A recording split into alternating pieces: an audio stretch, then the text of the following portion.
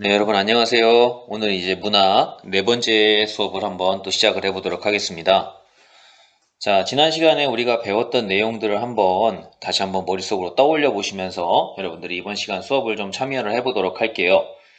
지난 시간 배웠던 내용을 여러분들이 책을 보면서 기억을 떠올리시거나 확인하는 것도 좋겠지만, 가끔씩은 좀 책을 덮은 채로, 지난 시간에 내가 배웠던 작품이 뭐지? 어떤 얘기를 했었지? 나는 어떤 것들을 정리했었지? 하는 것들을 가만히 돌이켜서 한번 그냥 내 머릿속에 있는 것들만 떠올려 보는 것도 굉장히 도움이 되거든요. 그냥 배웠으니까 뭐 잘 적혀 있겠지? 노트에. 이렇게만 생각하지 마시고 내 머릿속에는 과연 얼마만큼 이해된 채로 정리되어 있는가 하는 거를 곰곰이 다시 한번 생각을 해보시고요. 생각을 하다가 분명히 그렇게 생각을 해보면 막히는 부분이 있을 거예요. 기억이 잘 떠오르지 않는다. 또는 뭐 아예 아무 생각도 없는 친구도 있겠죠. 복습을 안 했다면. 이런 친구들은 내가 조금 온라인으로 지금 수업을 받다 보니까 약간 공부가 자세가 흐트러졌구나, 게을러졌구나 라는 생각을 조금 하시면서 공부를 조금 더 철저하게 해야겠다 라는 마인드를 다시 한번 되새기기 바랍니다. 자, 우리 지난 시간에는 성남 플립이라고 하는 이문구 씨의 작품을 한번 감상을 해봤는데요. 여러분들 교과서에서는 20쪽과 21쪽에 걸쳐서 작품이 설명이 되어 있었습니다. 선생님하고 같이 한번 쫙 읽어보면서 각각의 작품들의 부분별 처음, 중간, 끝 부분별 내용하고 그 다음에 어떠한 방법들이 사용되었는가 하는 것들을 좀 정리해보면서 이 글의 글쓴이가 수필이잖아요. 어떤 경험을 바탕으로 어떠한 깨달음에 대해서 이야기하고 있는가를 한번 정리해봤습니다. 그래서 우리가 살펴본 바로는 작품의 처음 부분에서는 자연이라고 하는 것이 어떠한 성질, 본성을 지니고 있는가 하는 것들을 한번 살펴봤었고요. 그래서 자연은 이 생명체, 인간 이런 거에 관심이 없다. 라는 것을 이야기했습니다. 그래서 있는 그대로 그냥 내버려 두는 것이 자연의 성질이고 그렇기 때문에 인간 중심적인 사고방식으로 자연을 바라보면 안 된다라는 것들에 대한 얘기를 했었고요. 그 다음에 작품의 중간 부분에서는 이제 본격적으로 풀에 대한 얘기를 하고 있었습니다. 그래서 풀에는 저마다 이름이 있지만 우리 인간에게는 쓸모가 있는 풀, 그리고 쓸모가 없는 잡풀이 있다. 라는 얘기를 했었고요. 그래서 나의 경험을 이야기하고 있었습니다. 나라고 하는 작가가 이제 장마 전에 풀을 제거하는 일을 했었다. 왜냐하면 잡풀이기 때문에 제거를 해야 됐는데 그 잡풀 제거하다가 그만 풀독이 오르고 말았다. 하는 얘기를 했습니다. 그래서 풀독이 올라서 약을 먹어도 치료가 안 됐는데 병원에 가지 않았다. 라는 이야기를 했습니다. 그래서 왜 병원에 가지 않았을까 하는 걸 우리가 지난 시간에 한 번쯤 생각해보자 라는 얘기를 했었고요. 그래서 작품의 마지막 부분에는 바로 그런 나의 경험을 통한 깨달음이 나오고 있었죠. 나의 성찰을 통한 깨달음. 뭐냐 하면 비록 나는 자풀이라고 생각했지만 이것도 풀이다. 이름이 있는 풀이라는 거죠. 가치 있는 풀입니다. 그런 풀이 인간에 의해서 뽑혀나갈 때 당연히 감정이 없을 리가 없다는 거죠. 그리고 자신을 뽑는 인간에게 화를 낼 수밖에 없었을 거란 얘기죠. 그래서 제목 그대로 성난 풀잎이라고 하는 것이 거기서 나왔다고 볼 수 있고요. 그래서 나는 풀독이 올랐습니다. 하지만 그 풀독을 내가 만약에 병원에 가서 치료받는다면 이건 인위적인 방식으로 치유를 하는 것이죠. 그런 것들은 자연스럽지 못한 행동이죠. 풀이 나에게 풀독을 옮긴 것이 자연스러웠다면 인간인 나 역시 그 풀독을 치유하는 방법이 자연스러워야 한다 라고 생각을 했기 때문에 그냥 내버려 뒀고요. 한 달 정도의 시간이 지난 다음에 풀독이 가라앉았다 자연스럽게 라고 하면서 끝나는 그런 작품이었습니다. 그래서 우리가 이렇게 작품을 배워보면서 이 작품은 글쓴이 나의 풀 뽑았던 경험을 통해서 그리고 풀독이 올랐던 경험을 통해서 글쓴이가 그 이전에 가지고 있던 인간 중심적인 사고방식에서 자연을 바라보는 사고방식이 변화되는 그리고 자연이 어떤 성질을 가지고 있는지를 깨닫게 되는 그러한 내용이 나오는 작품이다 라고 하는 걸 지난 시간에 한번 배웠습니다. 자, 이렇게 여러분들이 정리해 봤고요. 선생님이 지난 시간에 마지막 부분에서 여러분들한테 교과서 22쪽과 23쪽에 걸쳐 있는 학습활동 문제를 한번 좀 풀어보면서 작품을 다시 한번 정리해보라는 얘기를 했을 거예요. 그래서 이번 시간에는 우리가 그 했던 학습활동의 내용들을 이제 잘 하셨는지 점검을 해볼 겁니다. 만약에 교과서가 없던 친구들은 얘기했던 것처럼 온라인 클래스 게시판에 가시면 과목 과목별 게시판에 가보시면 거기에 문학 부분에 학습 활동지를 올려놨을 거예요. 그래서 학습 활동지를 출력해서 또는 다운받아서 정리를 하셨다면 교과서 내용하고 똑같기 때문에 교과서가 혹시 없는 친구는 없겠지만 교과서가 혹시 좀 없다 하는 친구들은 그 학습 활동지에 정리하셨어도 똑같습니다. 자, 그럼 한번 학습 활동 1번부터 선생님하고 같이 한번 제대로 정리를 하였는지 확인해 보도록 할게요. 자, 첫 번째 학습 활동입니다. 교과서 22쪽이에요. 성난 풀잎을 감상하고 다음 활동을 해보자. 첫 번째, 자연스럽다 라는 말의 사전적 의미를 찾아본 후에 이 작품에서는 어떤 의미로 사용되었는지를 말해보자 라고 했습니다. 자, 우리가 보통 아마 여러분들이 문제 같은 거, 기출문제 같은 것들 한번 보시면 모의고사 같은데 기출문제 같은 걸 보면요, 가끔 이런 문제가 나오는 경우가 있어요. 단어 같은데 밑줄을 쳐놓고 이 단어의 문맥적 의미로 적절한 것은, 또는 이 단어의 사전적 의미로 적절한 것은, 이런 문제가 나오는 경우가 있습니다. 그때 여러분들이 그 용어의 뜻을 정확히 알고 계셔야 되는데요. 사전적 의미라는 건 말 그대로 사전에 실리는 의미입니다. 누구에게나 보편적으로 공통적으로 사용되는 의미겠죠. 정확히 그 단어의 뜻이 규정되어 있는 거예요. 하지만 문맥적 의미라는 건 그 글 안에서 이 단어가 어떤 뜻으로 쓰이고 있냐라는 뜻입니다.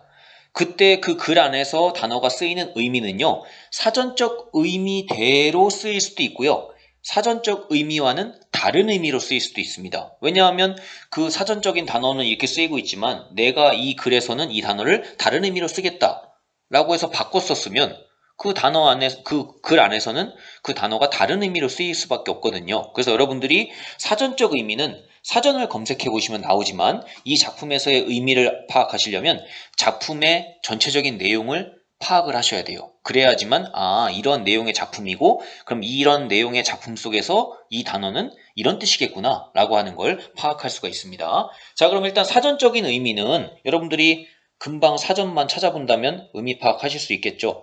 사전적 의미는 바로 자연스럽다는 이런 의미가 있습니다. 억지로 꾸미지 아니하여 이상한 게 없다. 또는 순리에 맞고 당연하다. 또는 힘들거나 애쓰지 아니하고 저절로 된 듯. 이런 것들이 다 자연스럽다는 의미입니다.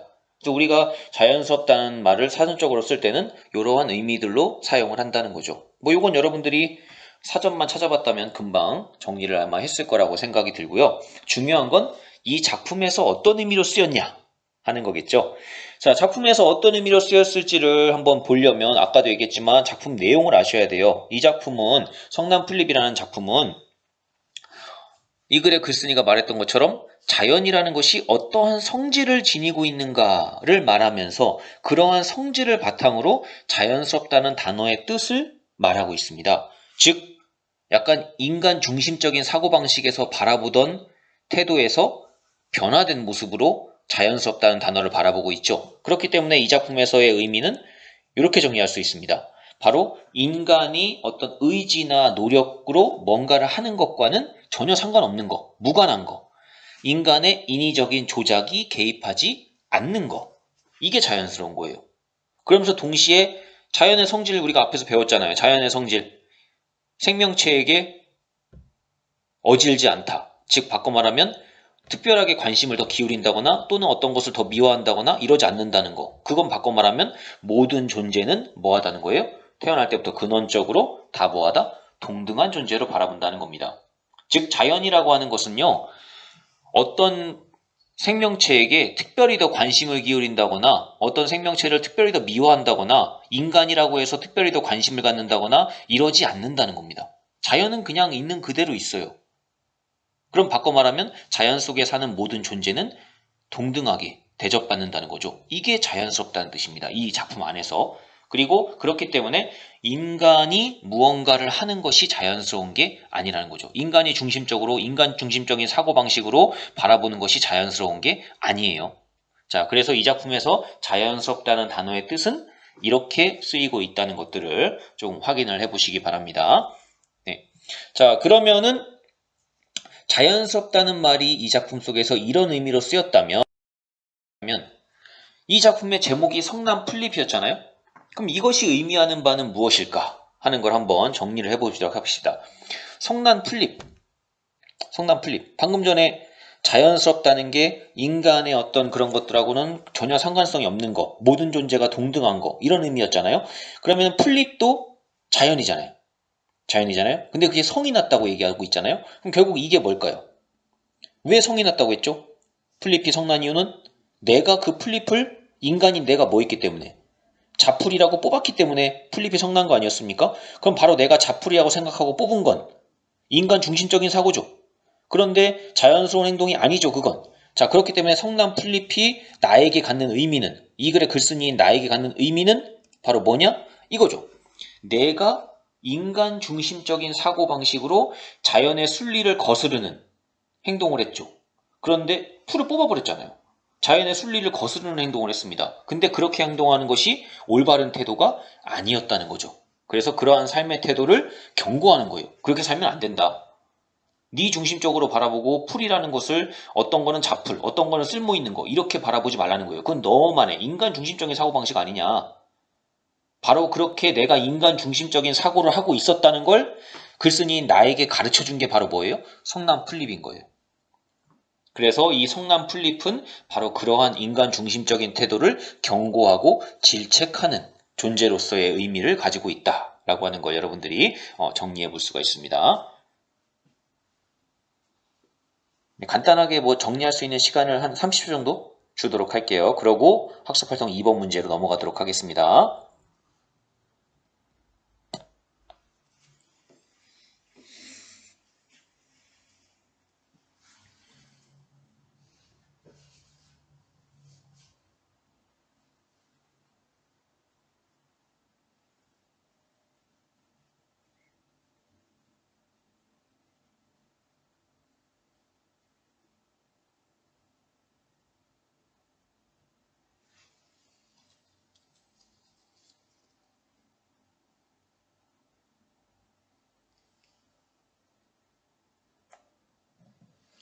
자, 정리해 보셨나요? 그럼 학습활동 한번 가보도록 할게요. 학습활동 2번에 가보시면 자, 문학의 인식적, 윤리적 기능을 생각하며 다음 활동을 해보자 라고 하는 문제가 있습니다. 우리가 지난 시간에 학습활동, 이제 학습 목표에 대해서 바라보면서 문학이라고 하는 게 정서적, 미적 기능이 있고 그 다음에 인식적, 윤리적 기능이 있다 라는 이야기를 했었습니다. 그러면서 인식적이라는 말이 선생님이 좀 약간 어려운데 어떤 뜻인지를 설명을 했었고요. 그 다음에 윤리적이라는 말이 뭔 뜻인지도 지난 시간 설명을 했었습니다. 자, 그러면은 바로 그러한 것들이 문학이 갖는 기능이에요. 그리고 문학이 갖는 가치입니다. 그럼 이 성남 플립이라는 작품도 인식적이고 윤리적인 측면에서 바라봤을 때 문학이라는 것이 갖는 어떤 그런 가치적인 측면이 있다는 거죠. 그럼 그 부분들이 어떤 부분이 있을지를 한번 보자는 거예요. 자, 일단은 1번에 보시면 자풀이 나왔습니다. 이 성남 플립에선 자풀이 나왔는데 그 자풀을 바라보는 농부와 나의 관점이 있었죠. 자, 일단 자풀에 대해서 농부는 어떻게 바라봤느냐? 논밭에 심고 가꾸는 것이 아닌 건 죄다 자풀이다 라고 바라봤습니다. 자, 이게 농부의 관점이죠. 농부에게 있어서는 논밭에서 기르는 작물이 쓸모있는 작물이에요. 그거 이외의 풀들은 다 자풀입니다. 그리고 그 자풀들이 만약에 내가 키우는 농작물을 재배하는데 방해를 준다. 그럼 그 자풀은 뭐 해야 되느냐? 다 뽑아서 제거해야 될 것들입니다. 그래서 그렇게 농부들은 자풀들은 다 제거해버려요. 자, 그럼 이렇게 바라보는 농부의 관점. 우리가 농부는 자풀을 어떻게 바라보는가? 인식적인 측면에서 어떻게 바라보고 있는가? 바로 이렇게 바라보고 있죠. 풀이라고 하는 것을 인간에게 이로운지 해로운지만을 중심으로 파악을 보고 있습니다. 즉 어떤 것을 바라볼 때 이게 인간에게 쓸모가 있는지 없는지, 인간에게 도움이 될지 안 될지 이런 것들로만 바라보고 있거든요. 바로 이게 바로 뭐냐? 인간 중심적인 사고방식입니다. 이기적인 생각인 거죠. 우리는 가끔씩 우리 인간들은요, 이 지구를 살아가면서 이 지구상의 생명체가 인간뿐이라는 생각을 하고 살아가는 경우들이 많습니다. 그리고 다양한 생명체가 살고 있는 걸 알고 있음에도 불구하고 그 중에서 인간이 가장 소중하다거나 또는 인간이 최고다. 인간을 위해서라면 자연은 얼마든지 내 마음대로 된다. 라는 사고방식을 가지고 사는 사람들이 꽤 있어요. 근데 여러분들이 한번 생각을 해보셔야 돼요. 과연 인간이 그렇게 살아갈 만큼 인간이란 존재가 다른 존재에 비해서 더 가치 있는 존재인가? 이걸 한번 생각을 해보셔야죠. 과연 여러분들 스스로에게 한번 물어보세요.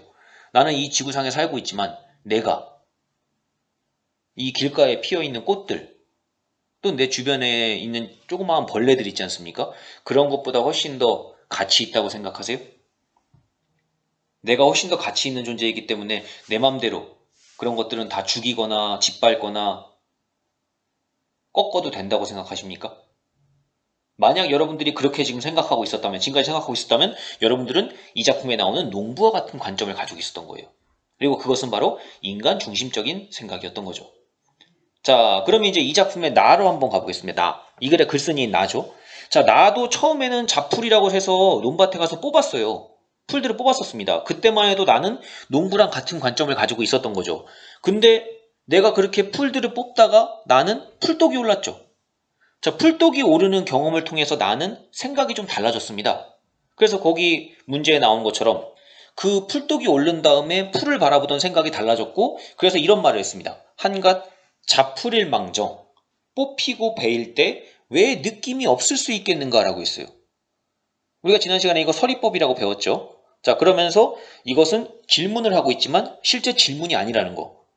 나의 생각을 좀 더 강조해서 표현하기 위해서 형식만 질문의 형식을 빌린 거라고 얘기했습니다. 결국 이 말 뜻은 이겁니다. 자풀도 자풀이지만 뽑히고 베이면 느낌이 있다는 거예요. 느낌이 없을 수가 없다는 거죠. 그리고 느낌이 있다는 것이 바로 나에게 어떻게 드러났느냐? 풀독을 오르게 하는 행동으로 풀이 나에게 풀독이 오르게 하는 행동으로 드러났습니다. 결국 나는 생각이 바뀐 거예요. 농부와 같은 생각을 가지고 있던 나는 그 생각이 인식의 전환이 일어난 거죠. 이걸 단순히 자풀로 보면 안 된다. 그건 인간 중심적인 사고방식이다. 풀의 입장에서 바라본다면, 그리고 풀을 동등한 생명체로 바라본다면 풀 역시도 감정이 있을 수밖에 없고 그 감정이 나에게 풀독으로 드러난 것이다 라고 바라본 거죠. 그럼 이때 나의 관점은 바로 뭐겠습니까? 이거죠. 인간 중심적인 사고를 벗어난 거예요. 그래서 이제 풀의 입장에서 바라볼 수 있게 된 거죠. 대상의 입장을 헤아릴 수 있게 된 겁니다. 그렇게 해서 상황을 파악할 수 있게 된 거예요. 자, 이건 뭐냐? 생명 존중 사상이죠. 나만 소중한 게 아니다. 내 주변에 있는 모든 것들은 다 소중한 것들이고 생명을 지니고 있는 것들이고, 그렇기 때문에 그것들도 그 나름대로 감정이 있다고 생각하는 생명 존중 사상인 겁니다. 그리고 이건 더 이상 이기적인 게 아닌 거죠. 나만 생각하는 게 아닌 거예요. 내 주변도 생각하는 겁니다. 이걸 뭐라고 하냐? 이타주의라고 하죠. 주변도 함께 생각하는 거예요. 더불어 생각하고 더불어 살아가는 겁니다. 자, 여러분도 아까 선생님이 얘기했던 것처럼 지금까지 혹시나 내 주변을 바라보는 관점이 농부와 같은 관점을 가지고 있었다면 이제는 이 글을 읽고 나서 글쓴이인 나의 관점으로 한번 생각을 바꿔보는 게 필요합니다. 여러분은 혼자 살아가는 게 아닙니다. 더불어 살아가죠. 그리고 그때 더불어 살아간다는 건 단순히 인간끼리만 더불어 살아간다는 얘기가 아닙니다. 여러분은 이 지구 속에 굉장히 다양한 생명체와 함께 더불어 살아가고 있습니다. 그렇기 때문에 여러분들은 무엇인가 어떤 걸 행동할 때 내가 더 귀하고 다른 것들은 하찮다라든가 또는 나를 중심적으로 모든 것을 바라보는 그런 사고방식에서 벗어나야 한다는 거, 그런 생각을 좀 해보시고요. 자, 그러면은 넘어가 보도록 할게요. 그러면 두 번째가 바로 자연스럽게 이 질문이 나올 수밖에 없는 거예요. 방금 전에 얘기했잖아요. 이타주의, 생명 존중. 즉 바꿔 말하면 나 혼자 사는 게 아니라는 거. 그러면 누구와 소통? 타인과의 소통이죠. 다른 사람과 소통한다는 거. 함께 더불어 살아간다는 거. 공동체. 자, 그런 측면에서 이 작품의 주제는 뭐가 될까? 더 이상 인간 중심적으로 그리고 나 중심적으로 생각하지 말라고 했습니다. 결국 주제는 뭐가 되느냐? 이거죠. 다른 사람 또 어떻게 바라봐라. 나처럼 동등하게 바라보라는 겁니다. 그리고 그렇게 바라보려면 기존에 내가 가지고 있었던 자기 중심적인 사고를 어떻게 해야 되겠어요? 비판하고 반성해야 되겠죠. 즉 여러분들이 타인과 더불어 살아간다는 거는요. 타인과 더불어 살아간다는 건 그만큼 타인을 나와 같은 존재로 생각을 한다는 거예요. 그러니까 여러분들이 사회를 이루러 살아갈 때 가끔씩 보면은 사회 속에서 갈등이 일어나는 경우들이 많습니다. 여러분이 친구랑 싸울 때 또는 어디 가가지고 누구랑 갈등이 일어나고 막 싸울 때 보면은 가끔씩 문제가 왜 발생하는가를 가만히 본다면 내가 중심이에요. 내가 소중하고 그래서 내 주변 사람들은 나만큼 소중하게 보지 않는 경우들이 있습니다. 그러다 보면은 싸움이 벌어질 수밖에 없고 해결이 안 돼요. 타인과 더불어 살아간다면, 그리고 타인하고 소통을 한다면 다른 사람도 역시 나와 동등한 존재구나 라는 생각을 가질 필요가 있습니다. 자, 이렇게 여러분들이 한번 정리를 해볼 수가 있고요. 그럼 여러분들이 3번은 이제 여러분들이 한번 해보시는 거예요. 이 3번은 딱히 뭐 정답이랄 게 없습니다. 그냥 여러분들이 여러분의 생각을 적으시면 돼요. 평소에 타인을 대했던 자신의 태도를 한번 돌아보시고 이 작품 읽은 후에 느낌을 말해보자는 거예요. 여러분들은 그동안 내 주변에 있는 사람들을 어떻게 대했었는지, 어떤 마음을 가지고 바라봤었는지, 혹시나 내가 주변 사람들에게 상처가 되는 말들을 자주 하는 사람은 아니었는지, 또는 반대로 나는 그동안 굉장히 타인을 나처럼 대하는 그러한 사고방식을 지니고 행동하는 바람직한 사람이었다는 그런 걸 여러분들이 깨달을 수도 있죠. 아, 내가 잘하고 있었구나. 이런 걸 깨달을 수도 있습니다. 여러분들이. 자, 이게 바로 지금 이 3번 질문이 바로 뭐냐? 문학의 윤리적인 기능인 거예요. 이게 윤리적인 기능인 겁니다. 여러분은 여러분의 삶에서 윤리적인, 도덕적인, 바람직한 태도를 지니고 살고 있었습니까? 라고 하는 질문을 이 3번이 하고 있는 거예요. 여러분은 평소에 어땠냐고 물어보고 있잖아요. 다른 사람하고 행동할 때. 그래서 여러분들이 이 작품을 만약에 읽고 아, 내가 너무 그동안 다른 사람들 대할 때 너무나 내중심적으로만 행동했구나 하는 반성을 하게 되었다면 여러분들은 이 작품에서 윤리적인 기능을 느낀 거죠. 또는 아, 난 지금까지 잘하고 있었어. 그러니까 앞으로도 계속 그렇게 잘해야지 라고 다짐을 했다면 그것도 역시 윤리적인 기능인 겁니다. 바로 이게 문학의 기능인 거예요. 문학의 윤리적 기능. 그래서 여러분들이 답변을 한번 달아보시면 좋고요. 뭐 이제 이런 선생님 같으면 이제 이런 답변을 한번 달아볼 수 있겠죠. 나는 그동안 이기적이고 자기중심적 태도로 다른 사람을 대했던 것 같아. 그래서 이 작품 읽은 뒤에 다른 사람이나 생명의 입장을 고려해서 이해하려는 태도를 지녀야겠다고 생각을 했어. 자, 이렇게 생각한 친구가 있다면 이 작품은 굉장히 큰 의미를 갖는 작품이 됐던 거죠. 자, 이렇게 여러분들이 학습활동 2번도 이제 한번 정리를 한번 쭉 해보시기 바랍니다. 역시 선생님이 정리할 수 있는 시간을 한 30초 정도 드리도록 할게요.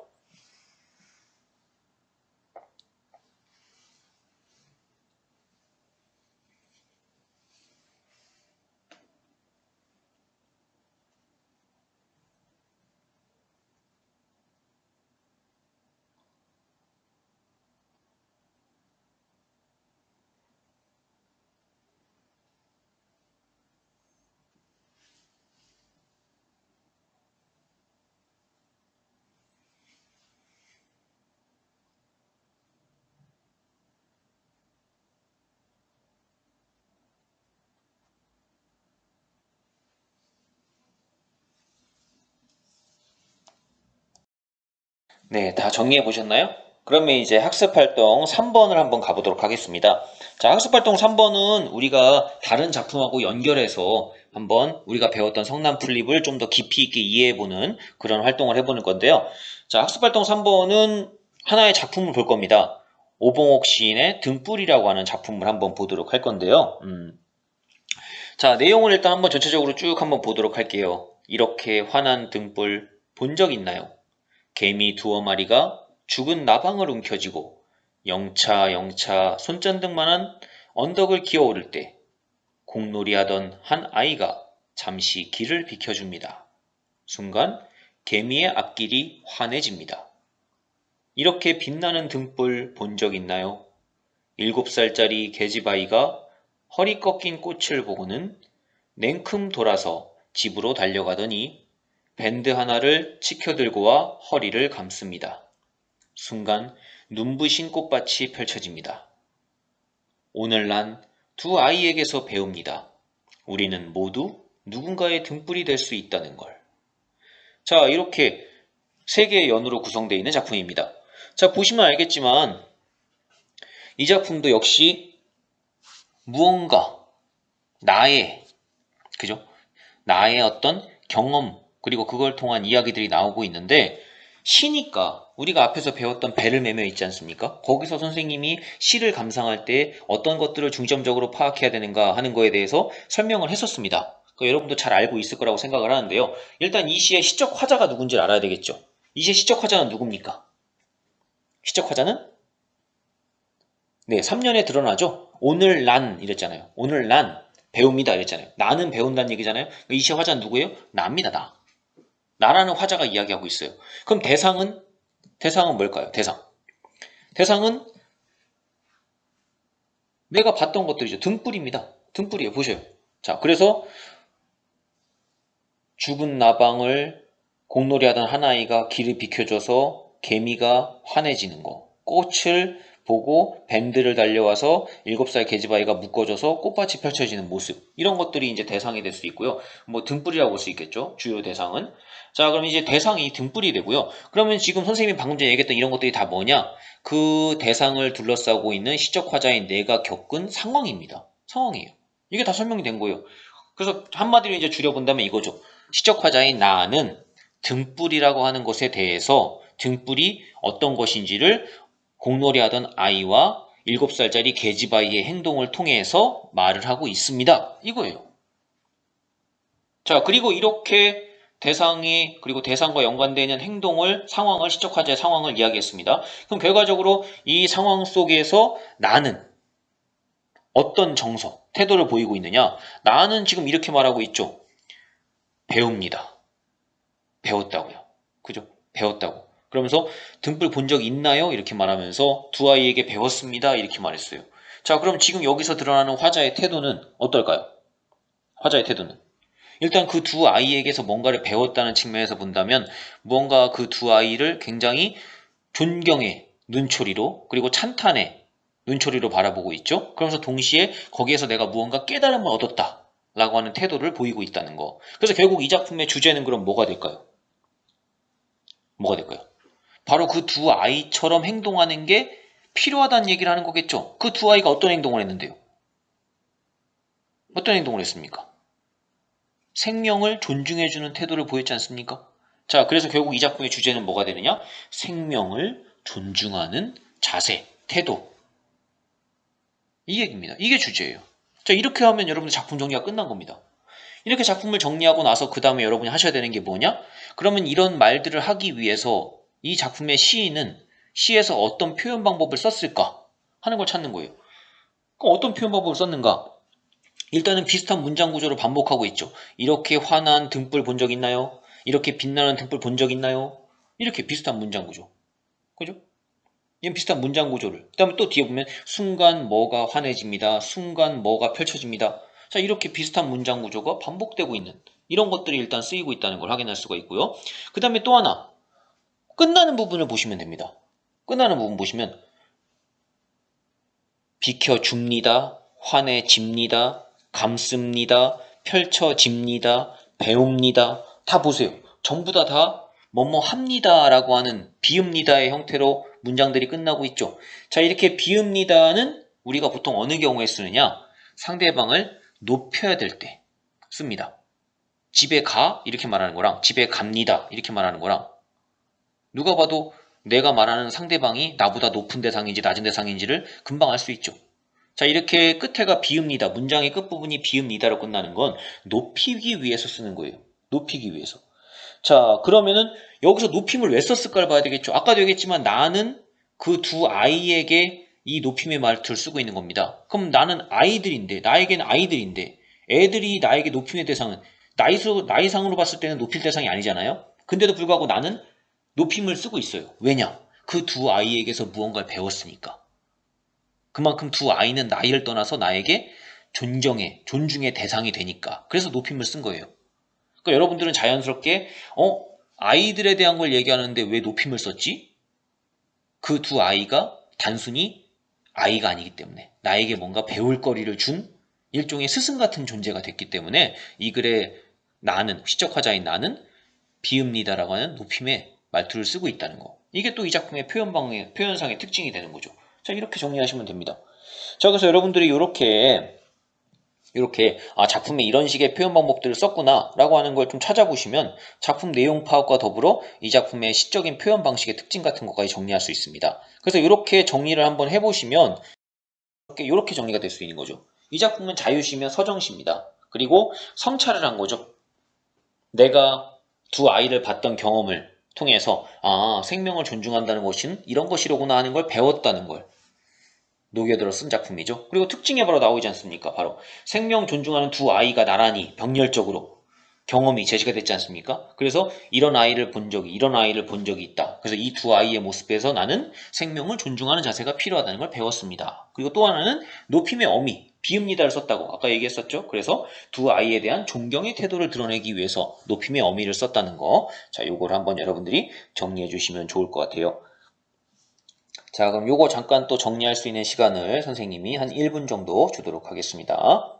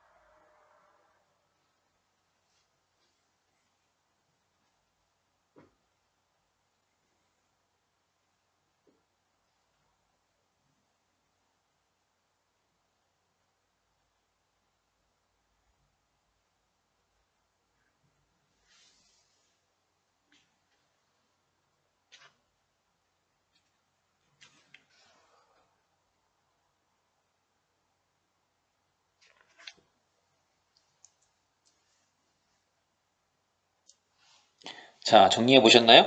자, 그럼 답변 한번 해봐야 되겠죠? 자, 일단은 첫 번째, 시적화자가 두 아이에게서 배운 점이 뭘까? 뭐 배웠다고 했어요, 아까? 배운 점 뭐라고 했죠? 바로 이거라고 했죠. 시적화자는 바로 곤충, 꽃, 이런 것들. 우리가 한번 생각해 보세요. 그냥 개미가 죽은 동물 가지고 이렇게 지나가는 모습, 그 다음에 꽃이 꺾여 있는 모습, 그런 거 봤을 때요. 그냥 무심결에 지나가는 사람들 많습니다. 개미가 지나간다고, 개미가 지나가네 하고 이렇게 발을 피해주거나 하는 사람들 별로 없죠. 그냥 밟고 지나가는 사람도 많을 거예요, 아마. 심지어 땅밑을 보지 않고 그냥 가는 사람들도 많죠. 그리고 꽃, 꽃이 피어있네 라고 하는 거 보는 사람들은 많아도 그 중에서 꽃이 몇 개 꺾여 있다. 그걸 보고 꽃이 꺾였네 라고 하면서 그냥 지나가는 사람들 많을 겁니다. 그리고 뭐 그럴 수 있죠. 그냥 넘어가는 사람들 많아요. 근데 이 두 아이들은 오히려 아이들이기 때문에 그럴 수도 있겠죠. 동심을 지니고 있으니까. 그 아이들은 개미가 여기 지나가네 피해줘야지. 꽃이 꺾여있네 불쌍해 밴드 감아줘야지. 이런 행동을 하고 있습니다. 우리가 보통 일반적인 사람들은 그냥 지나쳐버리기 쉬운 것에 대해서 아이들은 그렇게 하지 않고 있거든요. 그 곤충과 꽃을 배려해주는 따뜻한 마음씨를 보여주고 있습니다. 바로 이 생명을 존중하는 마음. 이거를 두 아이에게서 배웠다는 거. 그리고 그것을 이 작품에서 이 글에 나는 뭐라고 표현하고 있느냐? 등불이라고 표현하고 있습니다. 그게 바로 환한, 빛나는 등불이다. 라고 말을 했고, 우리도 모두 뭐 될 수 있다? 등불이 될 수 있다. 라고 얘기하고 있습니다. 즉, 이 두 아이만 할 수 있는 행동이 아니에요. 이 작품을 감상한 여러분 모두가 다 등불과 같은 빛나고 환한 등불이 될 수 있다는 겁니다. 여러분이 뭐만 할 수 있다면. 내 주변에 그냥 지나치기 쉬운 것들을 다시 한번 눈여겨보고 이 두 아이처럼 그런 생명체들을 존중해주는 마음을 행동으로 보여준다면 여러분도 누군가에게 등불이 될 수 있다는 거죠. 그리고 이게 꼭 꽃과 곤충과 같은 존재만 얘기하는 건 아닙니다. 내 주변에 있는 사람들에게도 여러분이 그런 존재가 돼줄 수 있다는 거죠. 누군가에게 여러분이 등불이 될 수 있다는 거. 자, 그래서 바로 이것이 그 다음 질문입니다. 문학작품을 통해 인간과 세계를 이해한다는 거. 바로 이거죠. 이 등불이라는 작품을 감상하면서 여러분들은 내 주변 사람들을 바라보던 관습적이고 상투적인 태도, 즉 기존에 지금까지 내가 그냥 일반적인 주변 사람들을 그냥 바라볼 때 그냥 뭐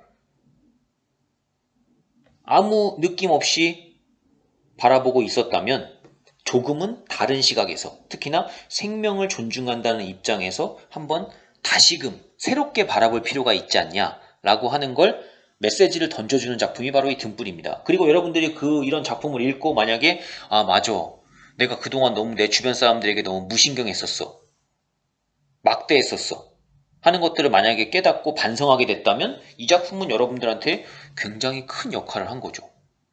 왜냐하면 여러분들이 만약에 직접적으로 일상에서 그 친구가 만약에 야, 네가 나한테 자꾸 이렇게 말하는데 네가 나한테 이렇게 행동하는데 나 그동안 말 안 했지만 너한테 참 섭섭했어. 너한테 화 많이 났었어. 만약에 여러분들이 여러분 친구한테 이런 얘기를 들었다고 생각해봐요. 그럼 여러분들 굉장히 좀 무안하고 부끄럽겠죠. 어떤 친구는 아마 반대로 친구한테 화내는 친구도 있을 겁니다. 야, 그거 뭐 얼마나 된다고 대단하다고 나한테 그렇게 섭섭하다는 얘기 하냐? 막 이러면서 오히려 싸우기도 할 거예요. 근데 여러분들이 그렇게 직접적으로 일상에서 그런 경험을 겪기 전에 작품이라는 걸 통해서 지금 간접적인 경험을 한 거잖아요. 그럼 여러분들은 만약에 그러고 내 행동이 잘못됐다는 걸 깨닫고 반성하게 된다면 실제 현실에서는 훨씬 더 나은 인간관계를 맺을 수 있지 않습니까? 바로 그런 것들이 문학이 갖는 힘이에요. 간접적인 경험을 통해서 여러분들이 실제 살아가는 현실에서는 혹시나 일어날 수 있는 문제, 갈등 이런 것들을 미리 예방할 수 있게 해주는 이런 효과를 갖는다는 거죠. 즉 여러분이 일상에서 부딪힐 수 있는 수많은 문제점들을 미리 해결해주는 역할을 하는 게 바로 이런 문학 작품들이 해준다는 겁니다. 그래서 여러분들한테 책을, 문학을 많이 가까이 접하고 읽으라고 하는 거예요. 선생님이 얘기했잖아요. 여러분들이 살아가면서 세상의 수많은 경험들을 다 직접 할 수는 없습니다. 그리고 미리 경험해보고 태어나는 사람도 없어요. 다 처음이잖아요. 처음입니다. 처음이에요. 선생님도 아이가 있지만 선생님이 설마 전생에 아이를 낳고 해본 경험을 기억을 한 채로 태어났을까요? 아닙니다. 선생님도 아빠가 처음이잖아요. 아빠가 처음입니다. 근데 아버지 노릇을 해야 돼요. 그럼 어떻게 할 수 있을까요? 그런 선생님을 도와주기 위해서 우리 시중에 수많은 아버지로서 행동하는 게 어떻게 올바른 것인가 하는 것들을 알려주는 책들이 있죠. 그리고 방송에서도 아버지가 이런 걸 해줘야 됩니다 라는 방송들 엄청 많아요. 드라마도 아버지가 나오는 드라마들 많습니다. 그럼 선생님은 그런 걸 보는 거예요. 그런 걸 읽는 겁니다. 그러고 나서 거기에서 아버지는 이런 사람이 돼줘야 되는구나 라고 하는 걸 배우는 거예요. 그리고 선생님 자식한테 그런 아버지가 돼주려고 노력하는 겁니다. 여러분도 마찬가지인 거예요. 여러분이 무언가 한번 살아본 게 아니기 때문에 여러분도 지금 다 모든 것들이 새로운 것들이잖아요. 그럴 때 막막하고 불안할 수 있습니다. 그럴 때 도움이 될 수 있는 게 책이고 문학이라는 거죠. 그래서 여러분들이 문학 작품을 좀 가까이 하고 읽어보면서 내 행동을 조금 반성도 해보고 그 다음에 어떻게 살아야 될까를 좀 배우고 깨닫는 그런 시간들이 좀 되시길 바랍니다. 우리가 지금까지 배웠던 작품들 문제로 한번 정리해보는 시간을 가져볼게요. 첫 번째 형성평가 문제입니다. 자, 성남 풀립에 대한 설명으로 적절하지 않은 것은 그랬습니다. 서리적 표현을 통해 글쓴이 생각을 강조했다. 인용과 예시를 통해 화제를 제시했다. 실제 경험을 토대로 글쓴이 생각을 뒷받침했다. 글쓴이의 내적 갈등 과정이 상세히 드러나고 있다. 일상적 소재에 대한 글쓴이의 통찰이 드러나고 있다. 자, 몇 번이 정답일까요? 잠깐 영상을 멈추시고 답을 생각해 본 다음에 영상을 들으셔도 좋습니다. 네, 선생님은 바로 설명할게요. 정답은 몇 번이 될까요? 정답은 4번이죠. 글쓴이의 내적 갈등 과정이 드러나고 있다. 내적인 갈등이라는 건 말 그대로 내 속 안에서 내 마음속으로 뭔가 갈등이 드러났다는 거예요. 근데 여러분도 보시면 알겠지만 이 글에 글쓴이가 내적 갈등이 있었습니까? 마음속으로 갈등이 있었어요? 아닙니다. 내가 기존에 가지고 있던 어떤 바라보던 관점이 성찰을 통해서 달라진 거지 내 마음속 안에 갈등이 있었던 건 아닙니다. 네, 볼게요. 성남 풀립에서 글쓴이 나는 풀도교를 썼죠. 그럼에도 불구하고 병원을 찾지 않았었습니다. 왜 찾지 않았을까? 그 이유가 아닌 거. 1번 자연 본성을 이해했기 때문에, 2번 자연 만물은 동등하다고 생각했기 때문에, 3번 인간 중심적으로 바라봤기 때문에, 4번 풀을 감정을 지닌 능동적 주체로 봤기 때문에, 5번 시간이 지나 자연스럽게 회복되리라 생각했기 때문에. 자, 병원 안 간 이유로 틀린 거 몇 번일까요? 정답은 3번이죠. 네, 아까도 얘기했지만 인간 중심적인 사고방식에서 풀독이 오르는 경험을 통해서 이타주의적인 생명 존중적인 태도로 사고방식이 달라졌다고 얘기했습니다. 그래서 병원을 안 간 거예요. 결과적으로 인간 중심적으로 바라봤다는 것은 여기에 적절한 대답이 아니겠죠. 자, 이렇게 여러분들이 문제까지 한번 풀어봤습니다. 자, 그 다음에 한번 여러분들이 교과서를 보시면 24, 25쪽이 있고요. 그럼 요거는 한번 여러분들에게 덧붙여 읽어볼 만한 작품으로 소개하는 작품입니다. 이교보의 슬견설인데요. 이 작품도 역시 생명 존중에 대해서 한번 생각해 볼 만한 작품입니다. 한번 좀 여러분들이 꼭 읽어보시길 바라고요. 24, 25쪽 교과서에 보시면 문학의 본질에 대해서 좀 정리를 해놨습니다. 선생님이 이 긴 글은 여러분들이 다 읽어보시고요. 그 중에서 우리가 한 번쯤 봐야 될 부분만 선생님이 이렇게 발췌해서 실어놨는데요. 일단 문학이라고 하는 게 무엇일까에 대해서 한번 여러분이 생각을 해볼 필요가 있다고 얘기했습니다. 문학은 인간의 생각, 사상, 감정 이런 것들을 언어로 표현한 예술이다. 언어 예술이죠. 이렇게. 그래서 문학이 우리에게 갖는 힘, 아까도 얘기했지만 정서적으로 위안을 주거나 아름다움을 느끼게 한다는 점. 그 다음 인식적 기능으로서 내가 속한 세계가 어떤 세계의 모습을 가지고 있는지를 알게 해준다는 점, 성찰하게 한다는 점. 그래서 윤리적인 기능, 삶이 지닌 가치와 의미를 깨닫게 해준다는 점. 이런 것들이 문학의 기능이다. 그 옆에 25쪽에 나오는 교과서에 바로 문학은 정서적, 미적, 인식적, 윤리적 기능을 지닌다라는 뜻입니다. 그래서 정서적, 미적 기능이라는 게 뭔지, 그 다음 인식적 기능은 뭔지, 그 다음 윤리적 기능이 뭔지를 이렇게 설명하고 있는데, 이게 말들이 어려워서 무슨 뜻인지 잘 몰랐다 하는 친구라면 요걸 한번 읽어보시면서 문학이 이런 기능을 가지고 있다는 거구나 라고 하는 걸 보시고요. 내가 배웠던 배를 매며 그리고 성남 풀립에서는 이런 기능들이 어디에서 드러나고 있었는가 하는 것들을 한번 정리를 해보시기 바랍니다.